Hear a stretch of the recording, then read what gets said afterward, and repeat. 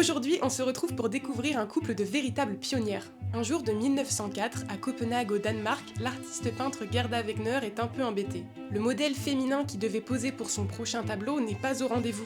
Mais pas de problème, elle peut compter sur la personne qui partage sa vie depuis déjà quelques années et qui est elle-même artiste peintre. À l'époque, elle est encore perçue comme un homme, mais tout s'apprête à changer. Elle enfile donc des bas et des talons pour la pose et cet instant est une vraie révélation. Elle se rend compte que le féminin lui colle beaucoup mieux à la peau. Par la suite, soutenue par Gerda, Lili Elbe deviendra la première femme transgenre à bénéficier d'une chirurgie de réattribution sexuelle. Lili était jusque-là connue pour ses peintures de paysages, mais en changeant d'identité, elle décide d'arrêter la peinture, considérant que ça fait partie de son passé. En revanche, Gerda Wegner, elle, ne lâche pas le pinceau. Pendant des années, elle peint de nombreuses toiles plutôt avant-gardistes. Jusqu'ici, les femmes étaient souvent représentées par des hommes comme des objets de désir devant correspondre à certains canons de beauté. Gerda Wegner, elle, fait des compositions assez érotiques, mais qui montrent toujours les femmes comme des êtres forts et indépendants. Et la personnalité qui a le plus inspiré Gerda, c'est bien sûr sa femme Lili. Chacune en avance sur son temps, l'une dans sa vie, l'autre dans son œuvre, elles se sont beaucoup inspirées mutuellement. Gerda peint donc de nombreux portraits de Lili,